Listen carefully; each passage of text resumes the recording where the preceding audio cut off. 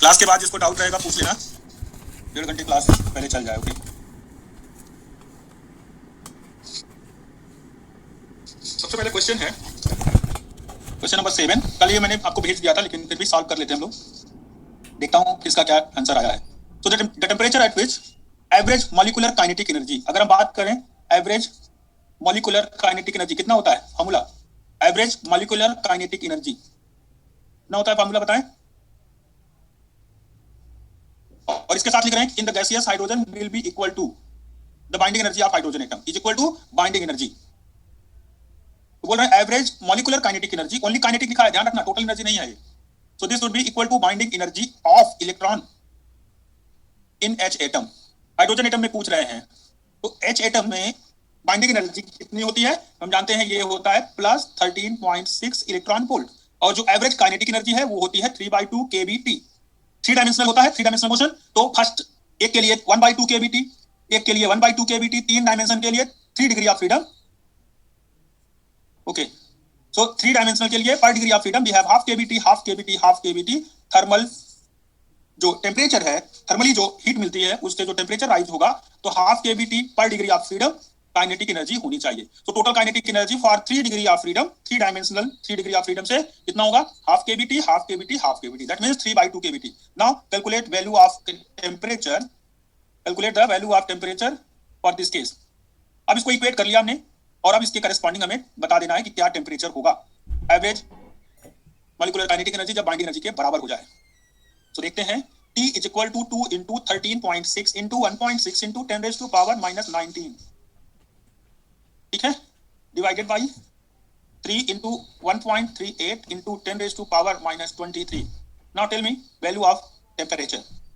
Temperature T किस order का है, एक्सप्लेन ही तो कर रहा हूं भाई, एक बार एक्सप्लेन कर दीजिए, जितना देर लिखते हो उतनी देर सुनो तो ज्यादा फायदा हो। मैंने बोला कि काइनेटिक एनर्जी जो है वो इक्वल टू होना चाहिए एवरेज बाइंडिंग एनर्जी।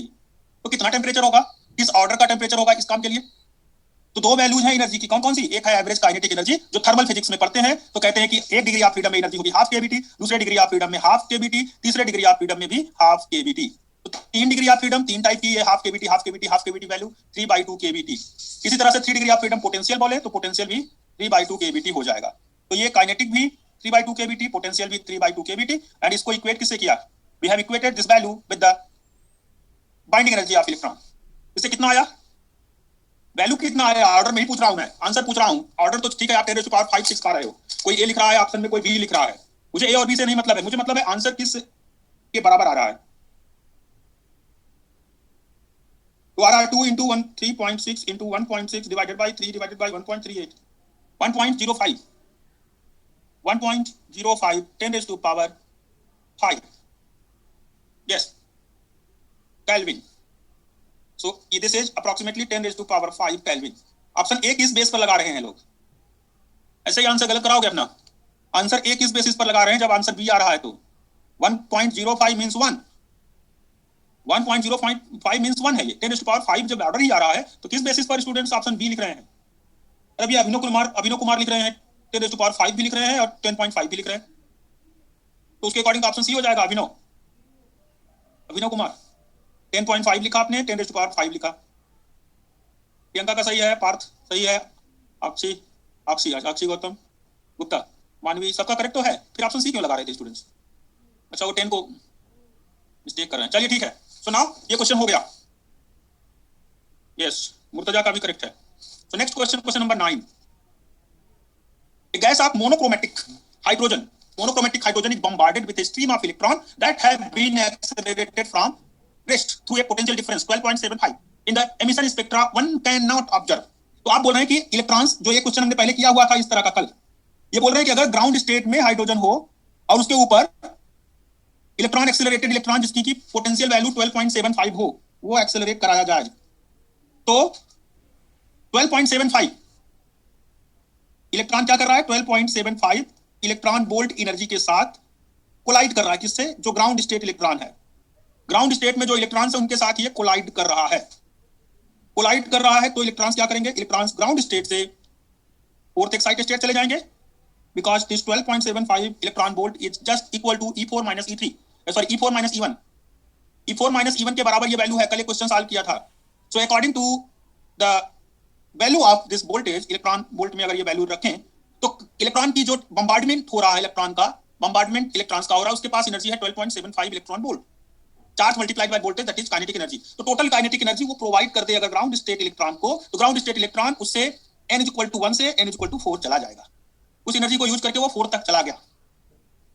अब 4 से वापस आते समय वो 4 से 2 में आता है, या 4 से 3 में आता है, 4 से 2 में आता है, 4 से 3 में आता है, या डायरेक्ट 4 से 1 आता है।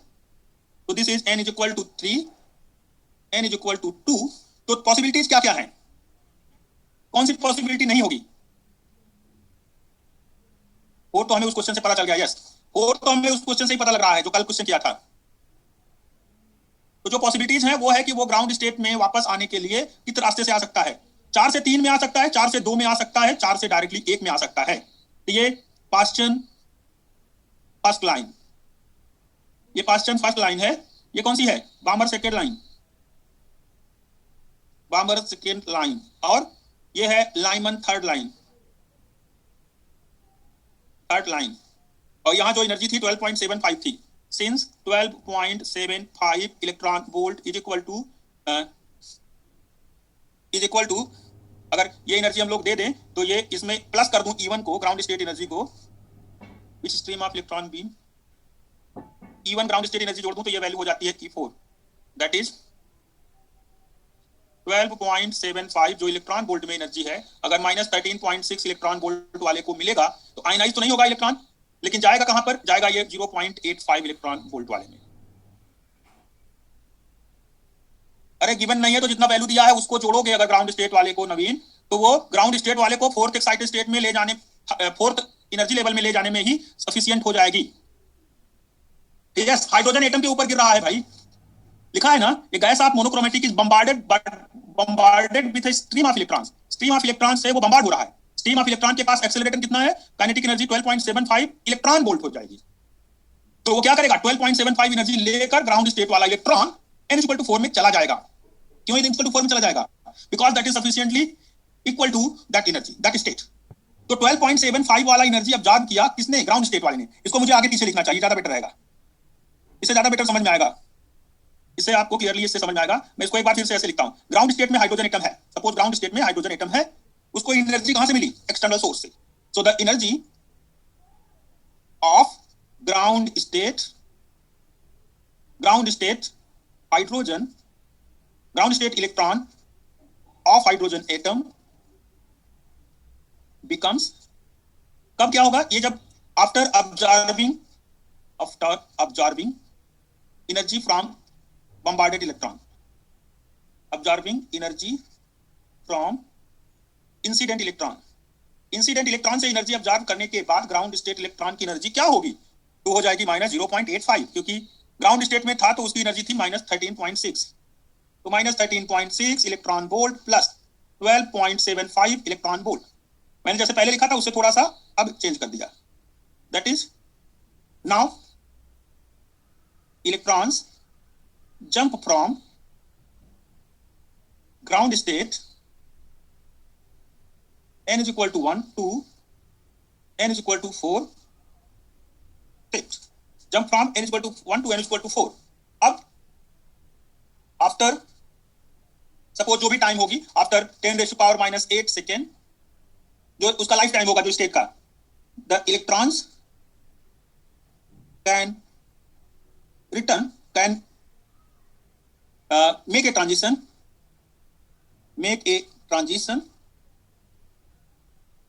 via 4 to 1 or 4 to 2 or 4 to 3। यह है लाइमन गामा लाइन, यह है हाइड्रोजन H बीटा और यह है पास्चन अल्फा। तो लाइमन का गामा लाइन, लाइमन का थर्ड, बामर का बीटा मतलब सेकेंड लाइन और पास्चन का अल्फा लाइन इस तरह का हो सकता है। समझ में आया? ये मैंने रिलैक्सेशन टाइम जस्ट एक वैल्यू मान लिया है। After time 10⁻⁸ second electron can make a transition, electron returns back via these transitions. ठीक है, रिटर्न बैक लिख देता हूं, रिटर्न बैक। अब रिटर्न आने में वो धीरे धीरे आएगा, एक एक सीढ़ी चढ़ के आएगा। जैसे आप चौथे फ्लोर पर चले गए तो चौथे प्लेयर से जाते समय, वापस लौटते समय चौथे से पहले पर डायरेक्ट लिफ्ट ले जाएगी, चौथे से दूसरे पर ले जाएगी, चौथे से डायरेक्टली 3 पर ले जाएगी, फिर 3 से 2 पर, फिर से 1 पर। तो electrons can make a transition या electrons can return back via transition. तो इलेक्ट्रॉन वापस लौटने में ये ट्रांजिशन शो करेगा, एमिशन स्पेक्ट्रा दिखेगा ये। Electron can return back, electrons can return back via transition 4 to 1।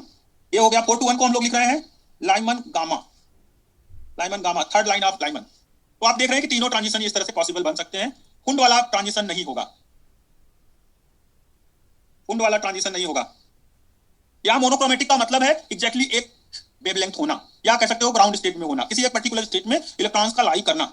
एक ऐसा आप मोनोक्रोमेटिक हाइड्रोजन मींस ये कह सकते हो कि हाइड्रोजन इज ओनली अवेलेबल, और वो सिंगल स्पेक्ट्रल लाइन दिखाएगा, सिंगल कलर दिखाएगा वेवलेंथ में, और कोई पॉसिबिलिटी नहीं है। Year bolt is not given, bolt नहीं गिवन है तो क्या दिया है? Year bolt is not given, not EV, bolt is given. अरे भैया कभी फिजिक्स नहीं पढ़ी लग रहा है क्या? इलेक्ट्रॉन की काइनेटिक एनर्जी का फार्मूला क्या होता है? What is the formula of electrons kinetic energy? Electron की काइनेटिक एनर्जी क्या होती है?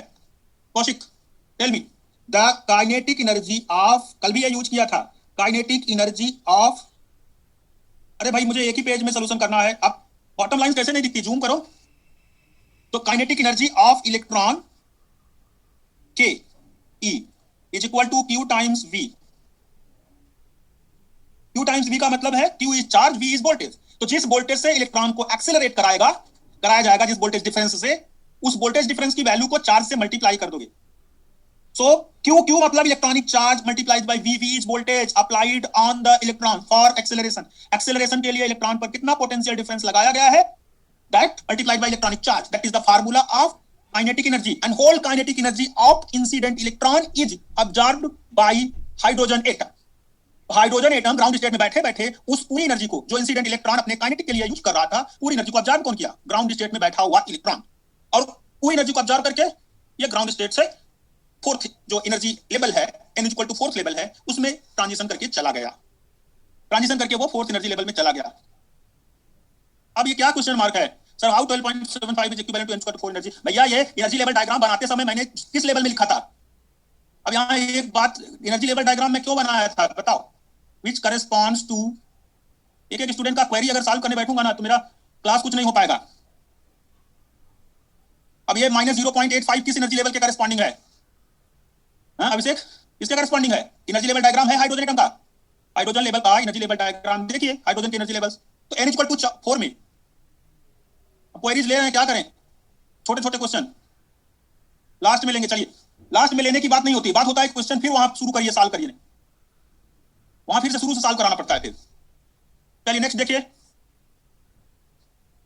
14 नंबर।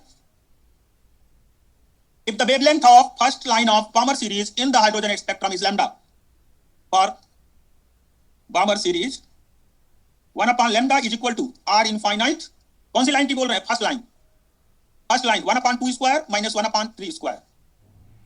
सो r infinite कितना आएगा इससे? चलिए एक इक्वेशन इससे बन गया। तो एक तो हो गया बामर सीरीज फर्स्ट लाइन। अब नेक्स्ट है लाइमन सीरीज, और Lyman series n is equal to 2 to n is equal to 1. For this 1 upon lambda L alpha is equal to r infinite 1 upon 1 square minus 1 upon 2 square. This is equation 2. Now equation 1 by equation 2 क्या होगा? ये lambda L alpha upon lambda is equal to equation 1 upon equation 2 क्या आएगा? lambda L alpha का value equation 1 से आएगा 1 upon 2 square minus 1 upon 3 square, और इससे 1 upon 1 square minus 1 upon 2 square. So this is 5 by 36, this is 1 minus 1 by 4, this is 3 by 4. So this value lambda L alpha is equal to lambda multiplied by 5 by 27. ठीक है, तो lambda L alpha की value 5 by 27 आ गई। Is it correct? Option B. Check कर लीजिए, किसी को डाउट लगे तो बताइए, अदरवाइज क्वेश्चन में कोई खास बात नहीं है। क्वेश्चन इज वेरी सिंपल, इससे सिंपल क्वेश्चन नहीं हो सकता। और ये जब आता था वैसा गेट का एग्जाम भी अब नहीं आता। जब के गेट के क्वेश्चन हैं ये, तब जैसा एग्जाम नहीं होता, इतना अंडरस्टूड रहता है। चलिए अब हम आगे चलते हैं। 5/27 टाइम्स लैम्डा, 4 से 9, 9 गुणे 3 27, 5/27। चलिए next question number 18, solution. Just 2014 question है। A hydrogen atom in its ground state is collided with an electron of kinetic energy. Kinetic energy of incident electron, incident जो इलेक्ट्रॉन हो रहा है उसकी काइनेटिक एनर्जी कितनी होगी? कितना दिया हुआ है? Of incident electron.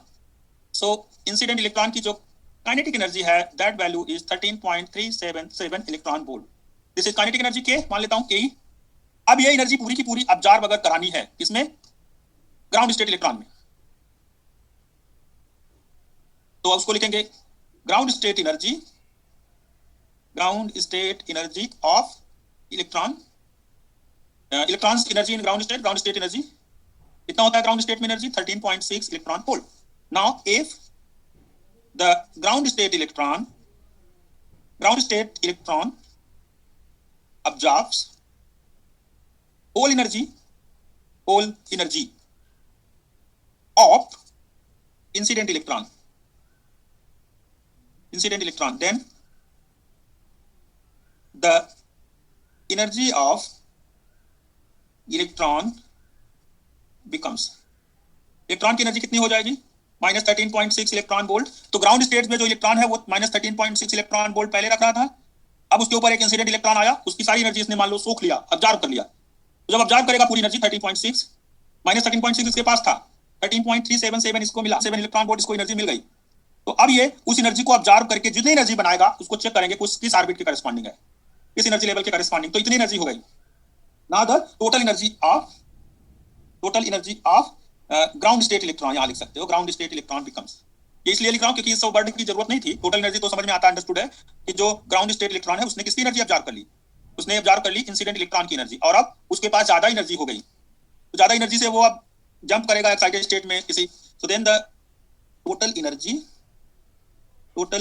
Of ground state electron becomes, कितना होगा? माइनस साइन कौन लगाएगा? -0.233, 223 या 233? शबीना गलत है, अविनाशी सही है, 223। माइनस साइन भी लगाना मस्ट है। Now let this corresponds to, अगर मान लो ये nth लेवल को करेस्पॉन्ड करता हो, मान लो ये nth लेवल को करेस्पॉन्ड करता हो, तो n की वैल्यू क्या आएगी?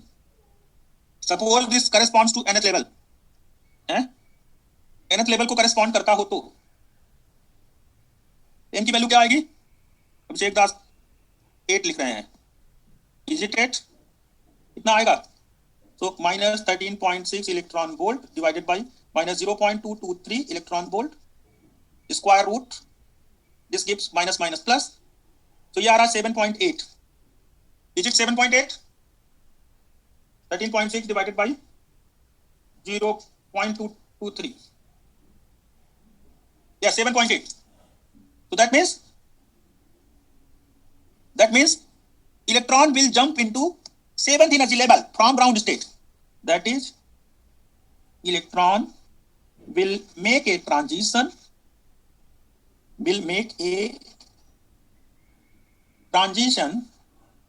from n is equal to 1 to n is equal to 7. Electron n is equal to 1 से n is equal to 7 तक ट्रांजिशन करेगा, and its radius will increase by a factor of 7 square, that means 49. अच्छा मोनिका, आप एक बात बताओ, अगर आपके पास, आप कहीं जा रहे हैं सपोज, और आपके पास यहीं तक का वैल्यू है, कहां तक का वैल्यू है? यहाँ 20 तक का। ये 7 है, ये 8 है, ये 6 है, ये 5 है, ये मान लो 1 है, बीच में कुछ और एनर्जी लेवल्स। तो 1 से ये 7 तक ले जाने के लिए सफिशिएंट है, या 1 से 8 तक? कहां आके रुकोगे महावीर? आपको भी 7 में आके रुकोगे, 8 में? जब किराया पूरा नहीं पड़ रहा है यहां तक 8वें तक जाने के लिए, तो क्या 7 और 8 के बीच में रुकना पसंद करेंगे? पेट्रोल खत्म हो गया, हाँ पेट्रोल खत्म हो गया हिमांशु, पेट्रोल खत्म हो गया, सो 7 पर आके रुक जाएंगे। अच्छा थोड़ा बहुत ज्यादा एनर्जी है उसको आप डिसिपेट कर दीजिए किसी तरह से। आई थिंक 6.9 6.9 क्यों आएगा? ठीक है, तो अगर आपको लग रहा है कि भैया 7वें और 8वें के बीच में बहुत बड़ी नदी बह रही है तो मैं डूबने क्यों जाऊं बीच में, जब मुझे पता है कि इस किनारे पर रहना ज्यादा बेटर है, और मुझे पता है कि मेरे पास इतनी एनर्जी नहीं है कि मैं छलांग लगाऊं और 7 से 8 पे पहुंच जाऊं, 7 से 8 पर जाने के लिए उतनी एनर्जी है ही नहीं, तो अब तो छलांग लगाना बेकार है। तो आप कहोगे कि नहीं भैया अभी थोड़ा टाइम ले लेते हैं, थोड़ा एनर्जी और स्टोर करते हैं, किसी से उधार मांगते हैं और 8 नंबर पे डायरेक्ट जाएंगे। अदर स्टूडेंट्स का मैसेज फरहान आप नहीं पढ़ सकते, वो सभी मुझे भेज रहे हैं, आपको नहीं भेज रहे हैं। और आप दूसरों के मैसेज पढ़ के क्या फायदा, आप अपना मैसेज भेजिए, मैं आपको रिस्पॉन्स करूंगा फरहान। तो ये एनर्जी लेवल 7th में जाएगा और 49 टाइम्स रेडियस बढ़ जाएगा। So radius of the atom will increase by 49। Radius of electron जो होगा वो 7th ऑर्बिट का आ जाएगा। तो उसी एनर्जी लेवल तक इलेक्ट्रॉन जाएगा जहां तक उसको सफिशिएंटली अमाउंट अवेलेबल है, एनर्जी अवेलेबल है। पता चला 8वें फ्लोर पर चढ़ रहे हो और सीढ़ी पर ही बैठ गए, सीढ़ी पर बैठ गए तो सीढ़ी इज नॉट ए घर, not a room, not a flat. तो सीढ़ी पर बैठे रहना दैट मींस कि आप किसी फ्लोर पर नहीं है। ठीक है, तो इस तरह से इसमें हम लोग इस कैलकुलेशन को परफॉर्म कर लेते हैं। Okay, so now next one is next. अच्छा, हिमांशी की और 6.9 लिख रही है, इनका मतलब नहीं समझ में आया, मैं इसको बाद में डिस्कस करूंगा। ओके हिमांशी, देखेंगे क्यों प्रॉब्लम सॉल्व नहीं हुआ इनका। सो नेक्स्ट क्वेश्चन है consider the high excited states of a hydrogen atom corresponding to large values. By large values लिख रहे हैं, large values of principal quantum number. Principal quantum number n की value बहुत large है, तो here n is very large in comparison to 1। तो कह रहे हैं wavelength lambda of photon emitted due to an electron undergoing a transition between to such states. तब ये क्वेश्चन हाइड्रोजन एटम का है। सो फॉर ट्रांजिशन, अब ट्रांजिशन के लिए कॉन्जिक्यूटिव वैल्यू ऑफ n आपको लेना है। दो कॉन्जिक्यूटिव वैल्यूज यहाँ वेव फंक्शन दिखाया है। सो वेव फंक्शन में बोल रहे हैं कि एनर्जी लेवल nth और n+1th, दो एनर्जी लेवल्स के बीच में इलेक्ट्रॉन का ट्रांजिशन आपको देखना है, और वेवलेंथ उसमें कितना निकल रहा है, lambda. So for transition n+1 to n, wavelength is 1 upon lambda is equal to r infinite multiplied by 1 upon n square minus 1 upon n+1 square. So now calculate the value of lambda wavelength. So now this wavelength will be equal to r infinite multiplied by 1 n+1 square minus n square divided by n square n+1 whole square. So now this lambda becomes n square into n+1 square divided by r infinite 2n+1. Is it correct? Check it. इसको एक बार check करें so that कि हम लोग इसको verify कर पाए। Since this n square, n+1 square, n and n+1 they are nearly equal, so n square n+1, n+1 को भी n लिखना पड़ेगा because n is very large. So जो n के कंपैरिजन में 1 की वैल्यू है that is negligible. 1 is negligible, so n square multiplied by n square divided by r infinite 2n. Here we have used n greater than 1. n is very large in comparison to 1. तो 1 के comparison में n की value बहुत large है, इसलिए हमें मिलेगा lambda की value n cube upon 2r infinite. So this is the wavelength of photon emitted when electron make a transition from n+1 to nth principal quantum number. तो n+1 से nth में अगर ट्रांजिशन हो प्रिंसिपल क्वांटम नंबर का जो value है n+1 है, एक में n है, तो इसके करस्पॉन्डिंग ये वेवलेंथ होनी चाहिए। बट यहाँ क्वेश्चन में क्या पूछ रहा है आपसे, इसकी वैल्यू लैम्डा अल्फा के वैल्यू से कैसे रिलेट होगी। सो नाउ इस क्वेश्चन में लिखा है lambda alpha of K alpha. Puran Singh video off कर दें प्लीज, स्टूडेंट्स को उनके लिंक पर आपका फोटो दिखने लगता है। Puran Singh please video off कर दें। सो lambda alpha of K alpha line, तो देखते हैं के अल्फा लाइन क्या है। व्हाट इज के अल्फा लाइन हियर, अब इसमें स्पेस लेता हूं। के alpha line is Lyman alpha line, is first line of Lyman series. K alpha line एक नोटेशन है, एक्सरे में यूज करते हैं K alpha, K सीरीज का alpha line. So here K alpha line is first line of Lyman series. और इसका wavelength क्या होता है, lambda alpha is equal to lambda L alpha is equal to 4/3 r infinite. Suppose this is equation number 1, this is equation number 2. तो जब lambda alpha की बात करते हैं इस क्वेश्चन में, यस 1215 वाला, तो यहाँ के अल्फा एक्चुअली के अल्फा ये एक्सरे नोटेशन है। के अल्फा किसी भी पर्टिकुलर एलिमेंट के लिए एक्सरे का नोटेशन है जो लाइमन सीरीज के करस्पॉन्डिंग हमें मिलता है।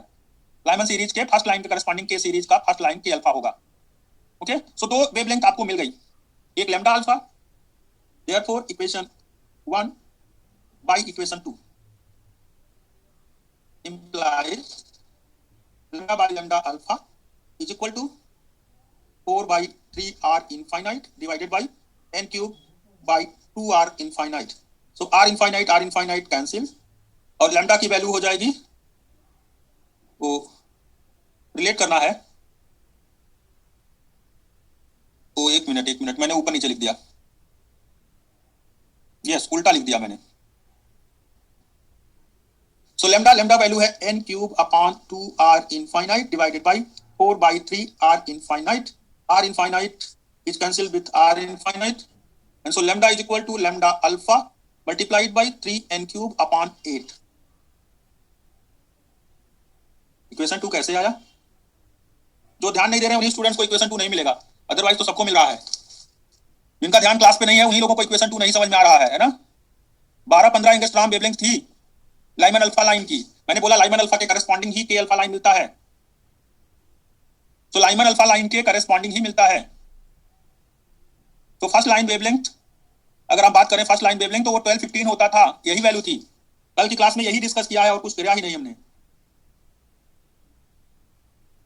3n cube upon 8 into lambda alpha, जैसा पूछा गया वैसा हमने निकाल दिया. यहां पर एक बाइफरकेशन डाल देता हूं क्योंकि मैंने इस पेज को इस तरह से यूज किया.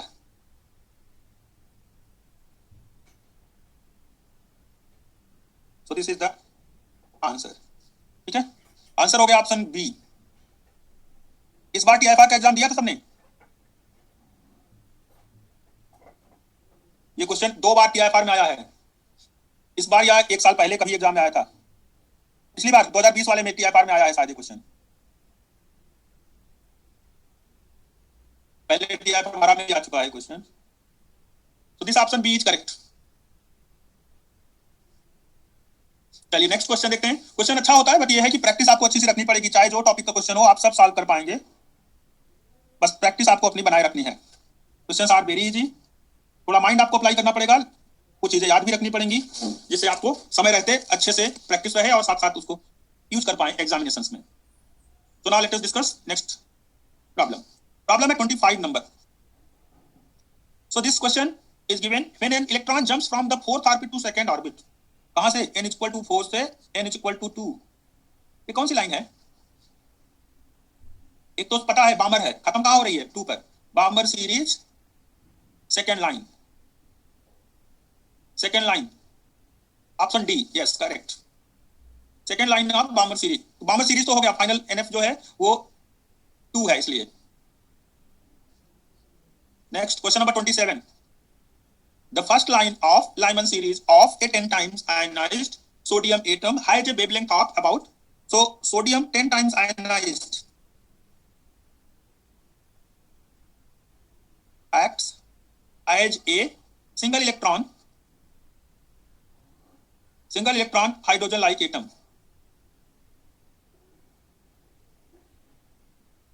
तो हाइड्रोजन लाइक एटम की तरह काम करेगा. कौन काम करेगा? सोडियम 10 टाइम्स आयनाइज अगर हो जाए तो वो हाइड्रोजन लाइक हो जाएगा, हाइड्रोजन जैसा हो जाएगा. देख लिया, क्वेश्चन हो गया.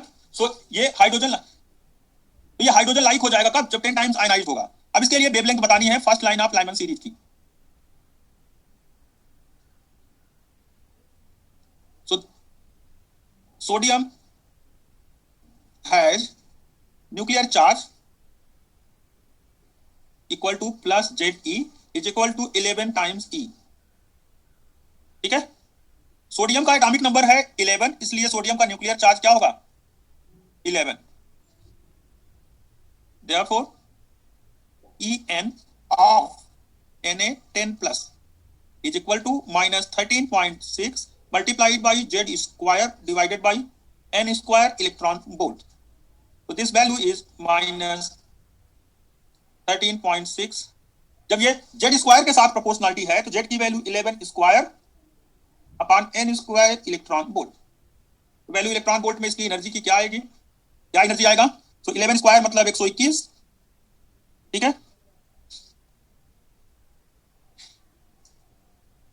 1645.6.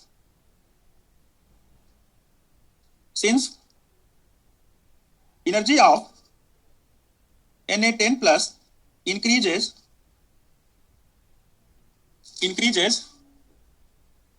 From hydrogen atom. अगर हम एनर्जी की बात करें, energy increases, energy of sodium 10 plus is 11 square times greater than hydrogen atom. Energy of 10 times ionized sodium ion is 11 square times greater than hydrogen atom. Therefore, lambda L alpha line will have lambda L alpha line of sodium 10 plus is having wavelength। तो अगर energy 11 square times बढ़ेगा तो wavelength का क्या होगा?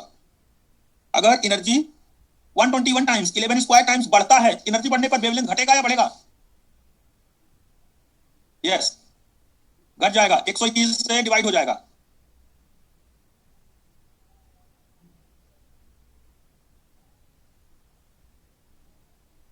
चलिए ठीक है। So wavelength of Lyman alpha line in hydrogen atom 121 time 121 times बढ़ जाएगा एनर्जी, वेवलेंथ घट जाएगा। तो wavelength of L alpha line of H atom, direct wavelength का फार्मूला से भी तो कर सकते हैं उसमें जेड स्क्वायर मल्टीप्लाई करना पड़ेगा न्यूमरेटर में, रिडबर्ग कांस्टेंट के बगल में जेड स्क्वायर लगाना पड़ेगा, मैंने आपको कल बताया था। ठीक है, तो 1/121 मल्टीप्लाई बाई 1215, कुछ चीजें याद कर रखी हैं तो उसको डायरेक्ट यूज करने की आदत डाल लेते हैं लोग। अदरवाइज तो बहुत सिंपल है कि आराम से फार्मूला जो लाइमन अल्फा लाइन का था उसमें जेड की जगह पर 11 रख दीजिए, आंसर आ जाएगा। अब इसमें हाइड्रोजन एटम के साथ रिलेट करके पूछा है तो हम लोग हाइड्रोजन एटम का वैल्यू लिखेंगे, उसको 11 स्क्वायर से डिवाइड कर देंगे तो वैल्यू आ जाएगी 10.04 एंगस्ट्रॉम। Option C correct. ऐसा ही क्वेश्चन कार्बन के लिए इस साल के नेट के एग्जाम में आया था, ध्यान रखना है आपको। ऐसा क्वेश्चन नेट के एग्जाम में कार्बन के लिए पूछा गया था और ये क्वेश्चन हमारे असाइनमेंट में कई साल से, ऐसा नहीं है कि स्टूडेंट्स को प्रैक्टिस नहीं था। ये क्वेश्चन जो पहले साल के क्वेश्चन स्टूडेंट्स हैं उन सबको ये क्वेश्चन पढ़ाया जाता है हर बार, लेकिन ये क्वेश्चन इतना सिंपल है कि डायरेक्ट समझ में आ जाता है। और जब एग्जाम में लिखता है स्टेटमेंट तो स्टूडेंट्स को लगता है कि अरे इतना डिफिकल्ट क्वेश्चन आ गया। तो इसी कॉन्सेप्ट को यूज करते हुए वेवलेंथ ही पूछा था, क्वेश्चन आया था इस बार के नेट एग्जाम में जो नवंबर में हुआ है अभी रिसेंटली। चलिए, एनर्जी 11 स्क्वायर बढ़ेगा तो वेवलेंथ 11 स्क्वायर से डिवाइड हो जाएगा, घट जाएगा। They are inverse relations. So now next question में आंसर आप बताएंगे, मैं कुछ नहीं करूंगा, मैं आंसर लिखूंगा डायरेक्ट। इन्होंने लिखा है lambda H alpha lambda H beta.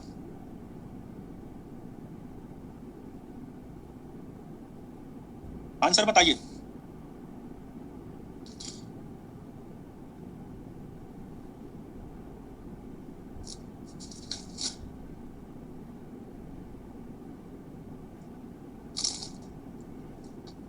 Angstrom में बताना है अनु या नैनोमीटर में? यहां आंसर नैनोमीटर में है। नैनोमीटर में बताना है तो 486.1 नैनोमीटर हो गया। Option A correct. एंगस्ट्रॉम में आपको याद है, कैलकुलेशन एंगस्ट्रॉम में किया था पहले हम लोगों ने। Question is asked for nanometer का सिंपल क्वेश्चन तो नहीं मिलेगा। Now next thing, next topic, next point देखते हैं। क्वेश्चन ही है, हाँ क्वेश्चन है, क्वेश्चन नंबर 34। पूछ रहे थे shortest wavelength in Balmer series of hydrogen atom occurs due to, इसके लिए शॉर्टेस्ट वेवलेंथ मिलेगा। चारों ऑप्शन में देखिए, shortest wavelength lambda H infinite is equal to 3645 angstrom. Shortest wavelength of Balmer series, Balmer series का शॉर्टेस्ट वेवलेंथ यही है। ये किसको करस्पॉन्ड करता है? Shortest wavelength of Balmer series corresponds to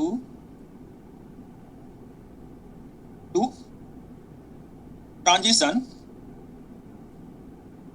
n is equal to infinite to n is equal to 2. That means ionization from 2s level. Yes. अभी absorption का है कि एमिशन का है, तो ये आयनाइजेशन, इलेक्ट्रॉन का आयनाइजेशन 2s से अगर हो जाए तो ये होगा। सुजीता ये नहीं होगा, 1s स्टेट से वो लाइमन सीरीज में होगा आयनाइजेशन। ये बामर सीरीज पूछा था, तो बामर सीरीज में सबसे लोवेस्ट वेवलेंथ को शॉर्टेस्ट वेवलेंथ लिखेंगे, शॉर्टेस्ट वेवलेंथ पूछा है। जो हेमंत लिख रहे हैं, हेमंत लिख रहे हैं कि 3s से 2s, ये लॉन्गेस्ट वेवलेंथ है 6561। आयोनाइजेशन फ्रॉम 1s लेवल तो लाइमन सीरीज में होगा ना, बामर सीरीज में क्यों होगा? बामर सीरीज की बात कर रहे हैं, बामर सीरीज स्टार्ट फ्रॉम 3 4 5 2 n = 2, इसलिए ऑप्शन बी करेक्ट होगा।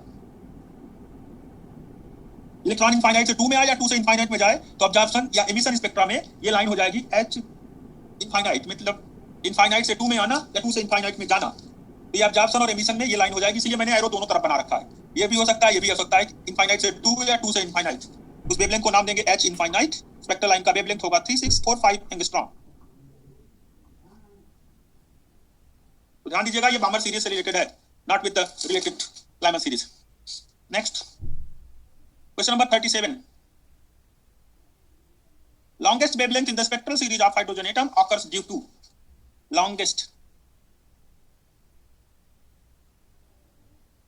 wavelength in the spectral series। यहां longest wavelength पूछ रहे हैं, यस ऑप्शन डी, चारों ऑप्शन में ऑप्शन डी करेक्ट होगा। लॉन्गेस्ट वेवलेंथ के लिए कोई बात नहीं, सेम है तो उसका क्या मतलब है, ट्रांजिशन फ्रॉम, एक उल्टा है दोनों, ए और बी एक दूसरे के स्टेटमेंट्स इनवर्स हैं। एक में इनफाइनाइट से 1 और एक में कह रहा है 1 से इनफाइनाइट, आयनाइज हो जा रहा है इलेक्ट्रॉन, 1 से इनफाइनाइट, दोनों स्टेटमेंट्स ए और बी एक दूसरे के अपोजिट हैं। So longest wavelength in the spectral series of H atom occurs due to, जो ऑप्शन है उसके लिए मैं ये आंसर लिख रहा हूं, डी आयोनाइजेशन फ्रॉम n = 100। जहां एनर्जी जितना लार्ज रहेगा उतना ही वेवलेंथ स्मॉल रहेगा। तो largest energy gap, largest energy difference corresponds to smallest wavelength. यहां पर लिख सकते हो स्मॉलेस्ट एनर्जी डिफरेंस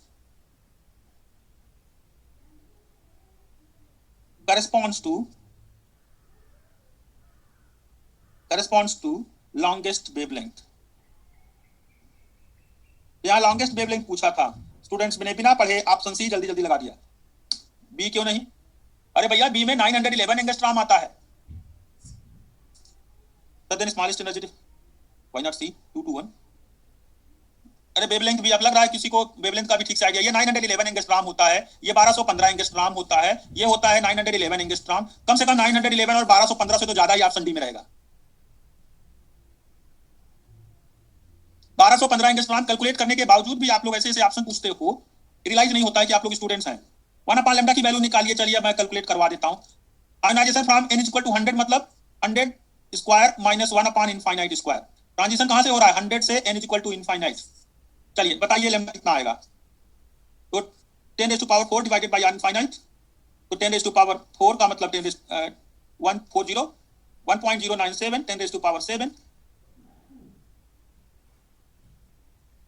निकाल रहे हैं, फिर भी ऐसे क्वेश्चंस पूछ रहे हैं तो मैं क्या बताओ मैं क्या करूं इसमें? Lambda proportional to n cube for larger n, वो तो ठीक है, लेकिन उतना हाई अभी पिछले क्वेश्चन में वही निकाला था। ये हो जाएगा 9115.77 10⁻⁻7। इसमें तो बहुत ज्यादा वेवलेंथ आ गई। एक स्टूडेंट भी कुछ 100 क्वेश्चन पढ़ लिया करो, एग्जाम में मैं नहीं पढ़ने आऊंगा पेपर। एग्जाम पढ़ोगे भी तुम ही, सॉल्व भी तुम ही करोगे, जो करोगे सब तुम्हारे पास अपना रहेगा। इसलिए क्वेश्चंस को ठीक से पूरी तरह से पढ़कर आंसर दें, जल्दबाजी में गलत हो जाएगा, नेगेटिव मार्किंग दे देगा टीचर आपको, एग्जामिनर। हाँ जी, आइगन स्टेट ही है। आगे बढ़ते हैं, चलिए आगे बढ़ते हैं। इसको मैं मिटा देता हूं, इरेज कर देता हूं। चलिए नेक्स्ट है, consider Rydberg hydrogen like atoms. Rydberg like atom, hydrogen like atom सब एक है। Highly excited state with n around 300, the wavelength of radiation coming out of this transition for transition to the adjacent states। तो ये hydrogen like atoms की बात कर रहे हैं। ट्रांजिशन का मतलब होता है लोअर से हायर, हायर से लोअर, कोई भी। आयोनाइजेशन का मतलब है कहीं से भी लो लेकिन इनफाइनाइट पर पहुंचा दो। ट्रांजिशन एक एनर्जी लेवल से दूसरे एनर्जी लेवल को दिखाते हैं। आयोनाइजेशन का मतलब है जिस एनर्जी लेवल से आयोनाइज हो रहा है उससे वो डायरेक्ट इनफाइनाइट में ही जाएगा। ठीक है जाहिद, जनाइद ओके, तो जनाइद यही है। आयोनाइजेशन का मतलब है कि n = 1 से आयोनाइज हो रहा है तो इनफाइनाइट तुरंत चला जाए, 2 से आयोनाइज हो रहा है तो 2 से इनफाइनाइट चला जाए, ये आयोनाइजेशन है। ट्रांजिशन क्या होता है? n = 1 से n = 2, n = n से n = 100, तो इस तरह से डिफरेंट दो एनर्जी लेवल्स के बीच में ट्रांजिशन को ट्रांजिशन जैसे हम लोग बोलते हैं नॉर्मली वो बोलते हैं। आयोनाइजेशन वाले में आयोनाइज होने का मतलब है 1 से इनफाइनाइट में चला गया, इसका मतलब इलेक्ट्रॉन अब नहीं है, सिस्टम हमारा हाइड्रोजन एटम हमारा आयोनाइज हो गया, एक पॉजिटिव चार्ज उस पर बढ़ गया, इलेक्ट्रॉन क्योंकि अब रिमूव हो गया है। जब आयोनाइजेशन बोलेंगे तो हमें ये पता रहेगा कि इलेक्ट्रॉन रिमूव होने वाला है, वो सिंगल इलेक्ट्रॉन जो पहले से अवेलेबल है वो इलेक्ट्रॉन अब हाइड्रोजन के पास नहीं रहेगा, हाइड्रोजन हो जाएगा आयोनाइज। तो यहाँ पर n इक्वल टू 300 से ट्रांजिशन देख लेते हैं n इक्वल टू 299 का, ठीक है। 300 से 299 का ट्रांजिशन कितना वेवलेंथ रखेगा? 1 upon lambda is equal to r infinite z square multiplied by 1 upon 299 square minus 1 upon 300 square. एक एनर्जी लेवल 300 दिया है और उसके करस्पॉन्डिंग बोला है कि वो एडजेसेंट स्टेट, एडजेसेंट क्या है, लोअर एनर्जी स्टेट ले सकते हैं, हायर एनर्जी स्टेट ले सकते हैं, उसमें ये ट्रांजिशन कर रहा है। अब उस ट्रांजिशन की करस्पॉन्डिंग वेवलेंथ कितनी आएगी? Transition from n equal to 300 to n equal to 299, ni है 300, nf है 299, इलेक्ट्रॉन ट्रांजिशन करता है, फोटॉन निकलेगा, उसका वेवलेंथ बताना है सबसे पहले, और वो रेंज क्या है वेवलेंथ का। लेट हाइड्रोजन लाइक में z इक्वल टू 1 ले सकते हैं, तो 1 upon lambda is equal to r infinite multiplied by z square, 300 square minus 299 square divided by 300 square 299 square. तो lambda is equal to 1.22 metre. क्या लैम्डा की value 1.22 metre आती है क्या? तो जब मीटर वेव आएगी तो उसको हम बोलते हैं रेडियो फ्रीक्वेंसी। तो हाइड्रोजन एटम के लिए हमने सॉल्व किया z इक्वल टू 1 के लिए। हाइड्रोजन लाइक कोई भी आप एलिमेंट ले सकते हैं, वेवलेंथ आपको मीटर में ही आएगी, और इसलिए यहां पर ये कहना ठीक होगा कि which corresponds to radio frequency, which corresponds to radio frequency। Radio frequency जो होती है वो मीटर वेव होती है, मीटर वेवलेंथ होती है, वेवलेंथ मीटर ऑर्डर की आएगी, ठीक है।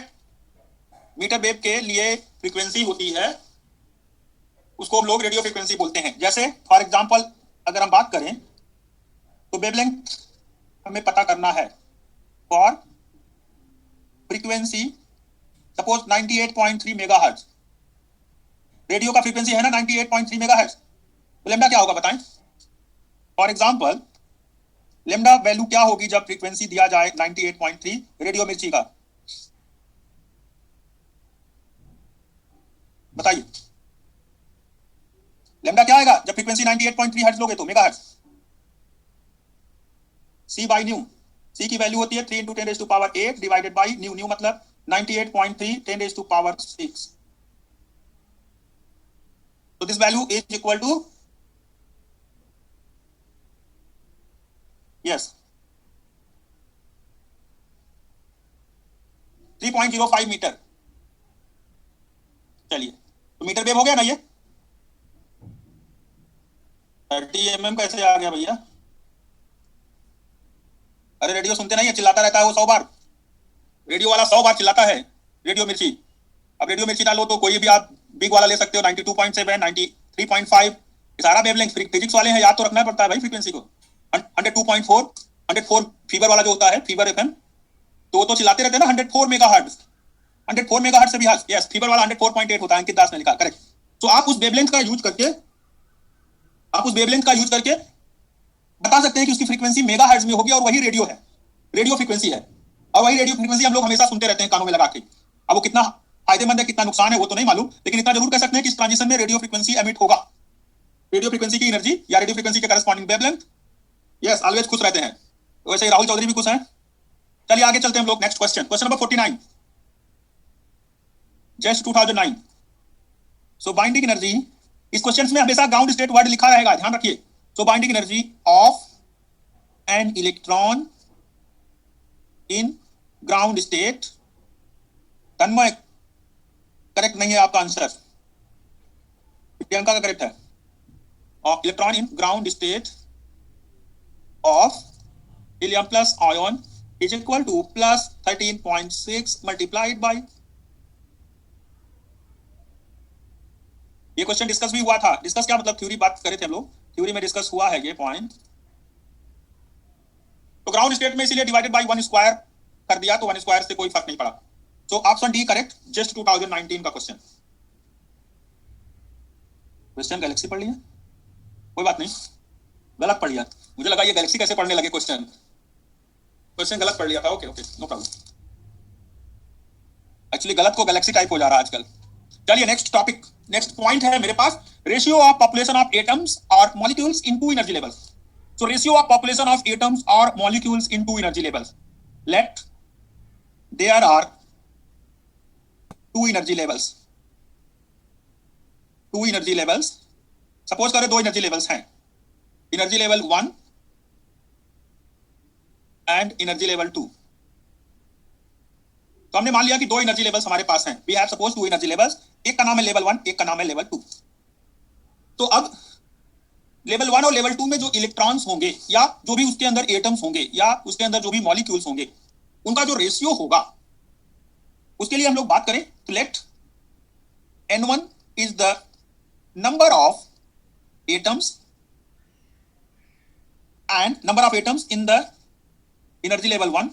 मान लिया एनर्जी लेवल 1 में N1 एटम्स हैं, एनर्जी लेवल 1 में N1 एटम्स हैं और N2 एटम्स हैं एनर्जी लेवल 2 में।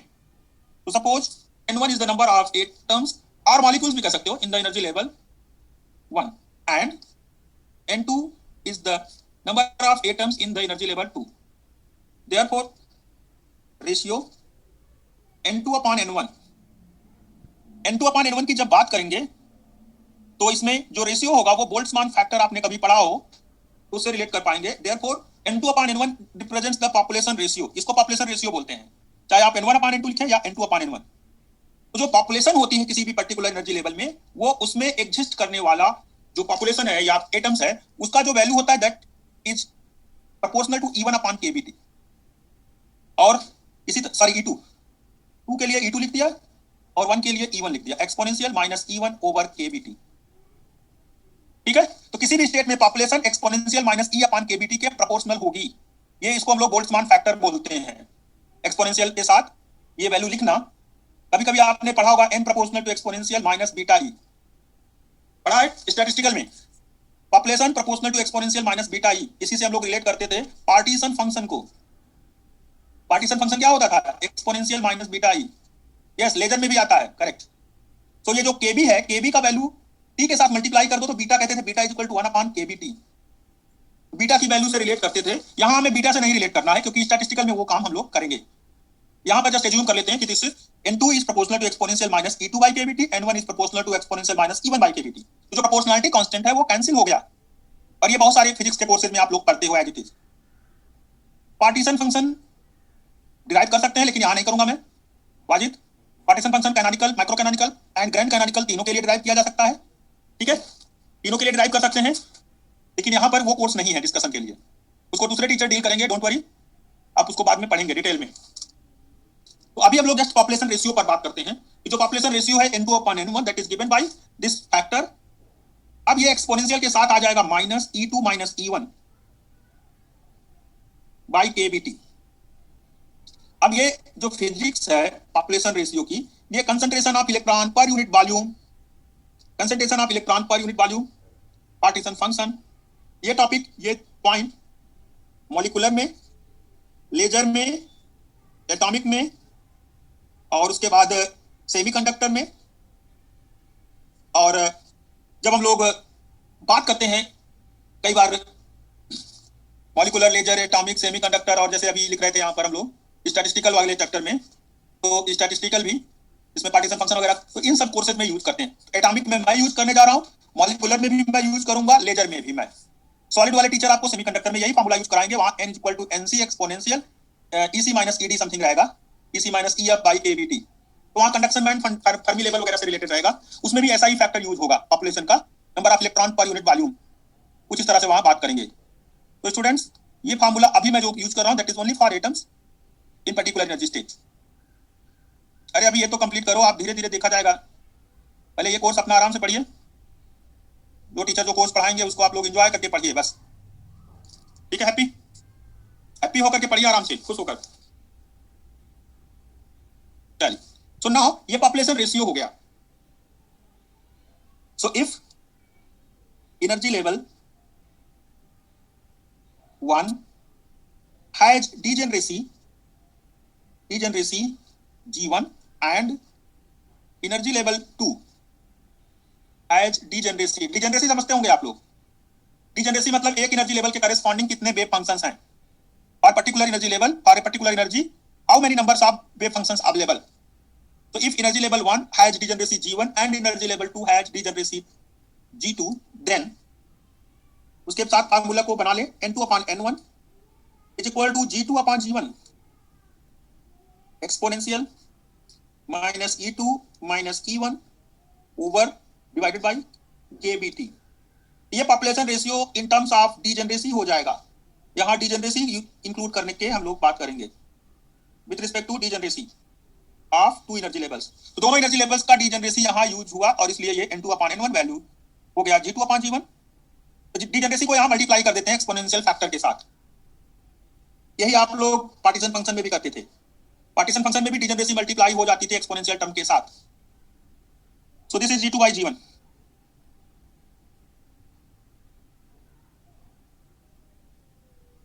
जैसे मैं बात कर रहा हूं, जैसे एक एनर्जी लेवल है, एक एनर्जी लेवल है, एक ही वेव फंक्शन आए। एनर्जी लेवल मान लो एनर्जी E रख रहा है और वेव फंक्शन साई है।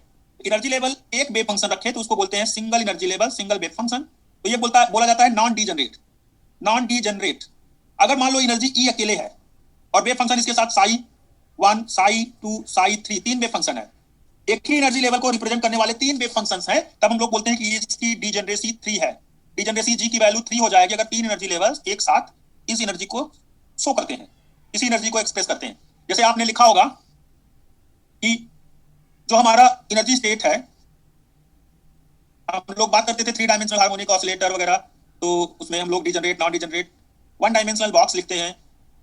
तो उसमें बहुत प्लेसेस पर आप एनर्जी का डिजेनरेसी निकालते हो, एनर्जी स्टेट का डिजेनरेसी। जैसे अगर मान लो N=1 की बात करें, हाँ जी, कोर्स कंटेंट सेम रहता है। कोर्स कंटेंट वही रहता है जो नेट या सिलेबस, गेट के सिलेबस में रहता है। सो N=1 और N=2। N=2 के लिए L की वैल्यू 0, L की वैल्यू 1। अब यहाँ ML 0 आ जाएगा, यहाँ पर ML क्या आएगा +1, 0, -1। तो जो N=2 है उसके करस्पॉन्डिंग 4 वेव फंक्शन आते हैं, 2 0 0, 2 1 +1, 2 1 0, 2 1 -1। ये टोटल 4 वेव फंक्शन आएंगे, ठीक है। इसी को डिजेनरेसी बोलते हैं। डिजेनरेसी मतलब एक एनर्जी लेवल कितना होगा E2 एनर्जी का, क्योंकि प्रिंसिपल क्वांटम नंबर 2 है तो E2 एनर्जी हो जाएगी। हाइड्रोजन एटम के लिए N=2 जो एनर्जी लेवल है दैट हैज डिजेनरेसी 4, 4 डिजेनरेसी रखता है, ठीक है। तो degeneracy is given by number of wave function corresponding to same energy level. If wave function has more than 1 wave function, अगर वेव फंक्शन की values, there are 2 wave function values, 3 wave function values, then we call it degenerate states. और degenerate states के लिए हमें 2 3 4 degeneracy मिलेगी। Single degeneracy आने का मतलब है दैट इज नॉन डिजेनरेट। तो आपने कुछ हाइड्रोजन लेवल के लिए, हाइड्रोजन एटम जब पढ़ा होगा, हाइड्रोजन की एनर्जी लेवल के लिए अकॉर्डिंग टू क्वांटम, तो क्वांटम वाले में डिजेनरेट स्टेट वहां एक्सप्लेन किया गया होगा, ये फंक्शन साई के लिए। ये सब क्वांटम वाले टीचर आपको डिटेल में पढ़ाएंगे, मैं जस्ट हिंट दे दे रहा हूं, ओके। एक आध क्वेश्चन करेंगे भाई इस पर, अभी पूजा 1-2 क्वेश्चन करेंगे। TFR 2017, चलिए स्टार्ट करिए क्वेश्चन। 5-7 मिनट मेरा क्लास लेट से स्टार्ट हुआ क्योंकि मैं रनिंग में था, उसके बाद जब आया तो क्लास स्टार्ट हुआ, भाग कर मतलब अपने कॉलेज से आ रहा था, लेट हो गया था थोड़ा।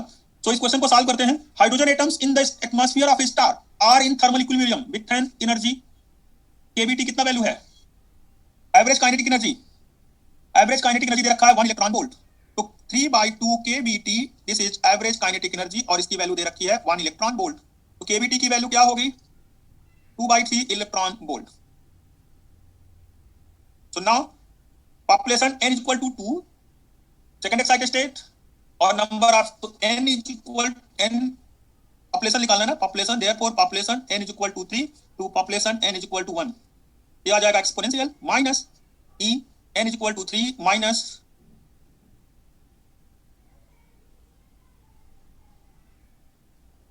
तो देखते हैं इसका वैल्यू क्या आता है।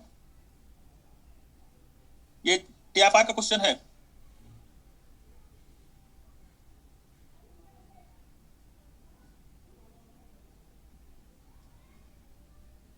रेशियो ऑफ पॉपुलेशन पूछ रहा है यहाँ पे, सो -E3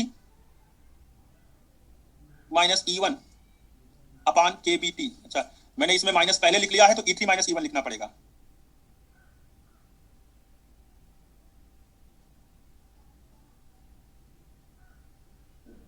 E3 माइनस E1। पहले चेक करिए रेशियो, इससे निकाल के देन देखेंगे डिजनरेसी की जरूरत पड़ रही है कि नहीं पड़ रही है। Okay Parth, because here we have only one electron available. तो किसी एक स्टेट से दूसरे स्टेट में जाएगा तो उसके लिए हम लोग चेक करते हैं। सो एक्सपोनेंशियल माइनस E3 की वैल्यू क्या थी, minus 1.51 electron volt minus plus 13.6 electron volt divided by 2/3 electron volt. Okay,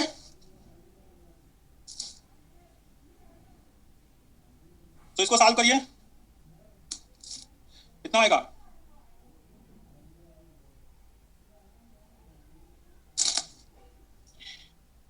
exactly match हो रहा है सुजेता।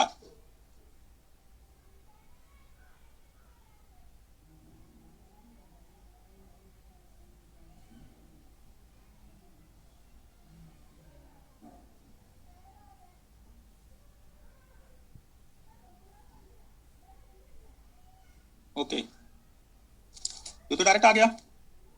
इसका मतलब इस क्वेश्चन में इन्होंने डिजनरेसी को कंसीडर नहीं किया है। They have taken just exponential term. Yes 1.33।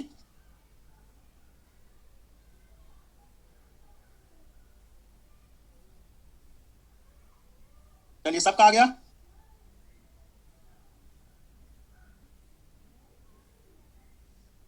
Yes, ground वाले की पॉपुलेशन लार्ज है। इसके according n equal to 3 has less population. Ground state has large population.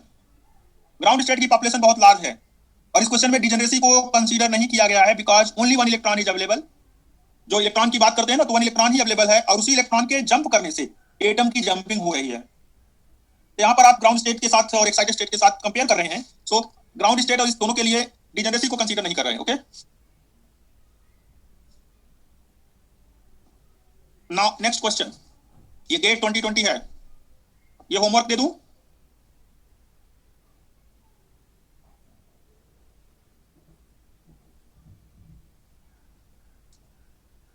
कोई बात नहीं, ले लीजिए homework. GATE 2020 hydrogen atom case में आप डिजनरेसी कंसीडर नहीं करेंगे।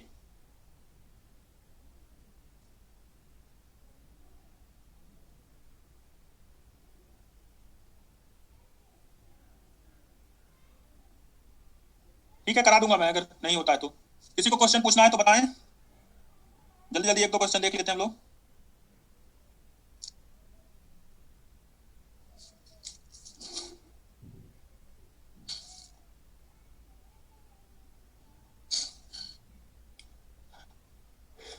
यही लास्ट स्लाइड है नवीन, ये लास्ट क्वेश्चन मैंने दिया है फॉर होमवर्क। इसमें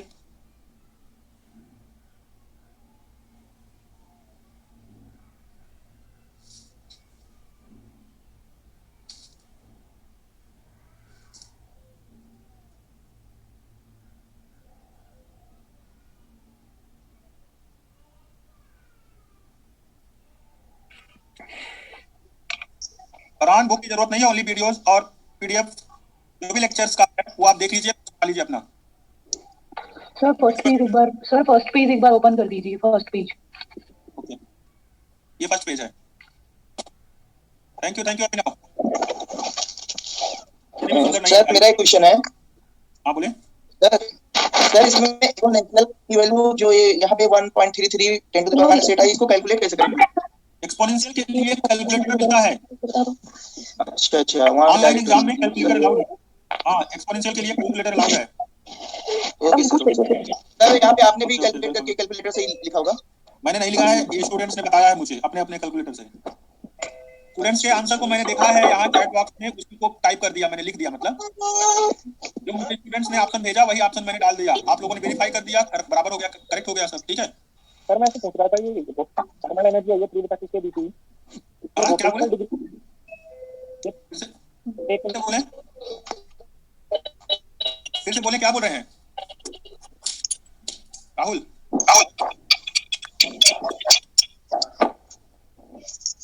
क्वेश्चन थर्मल एनर्जी से रिलेटेड था। हेलो जी बोले। सर मैं पूछ रहा था थर्मल एनर्जी 3/2 केबीटी आई।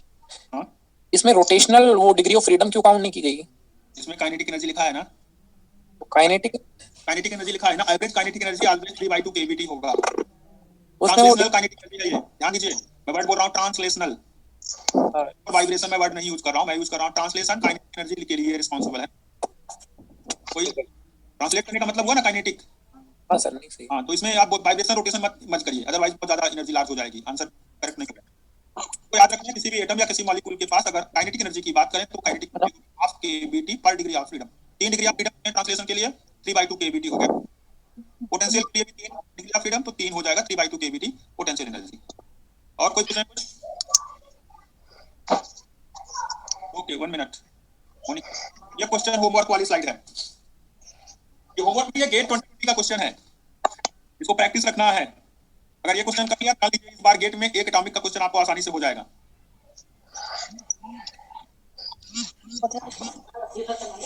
कुछ पूछना चाह रहे हैं तो पूछिए और लोग स्टूडेंट्स।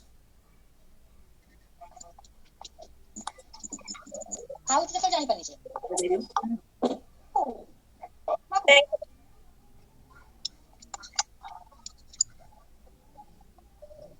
रेनू, ये 49 नंबर।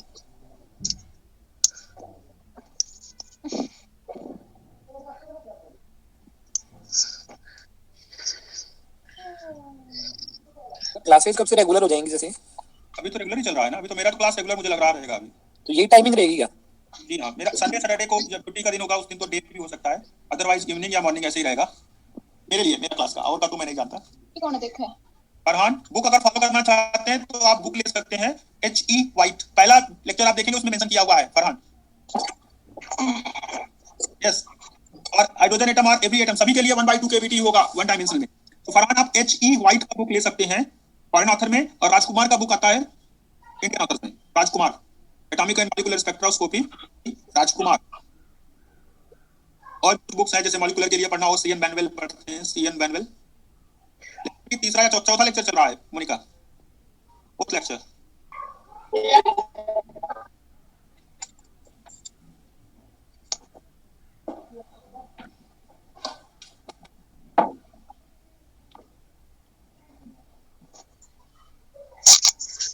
ओके, चलिए क्लास ओवर करते हैं हम लोग।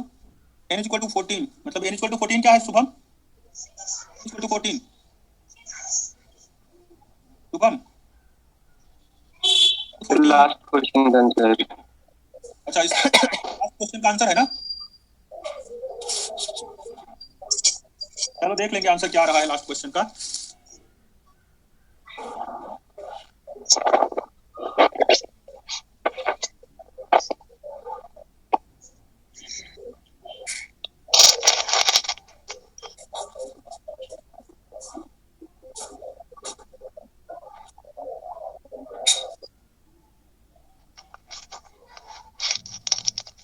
बाय। यस, 14 आएगा, करेक्ट है। अंकिता, आपका भी करेक्ट है। अंकिता, आपका आंसर करेक्ट है। Yes sir. शुभम, आपका भी आंसर करेक्ट है।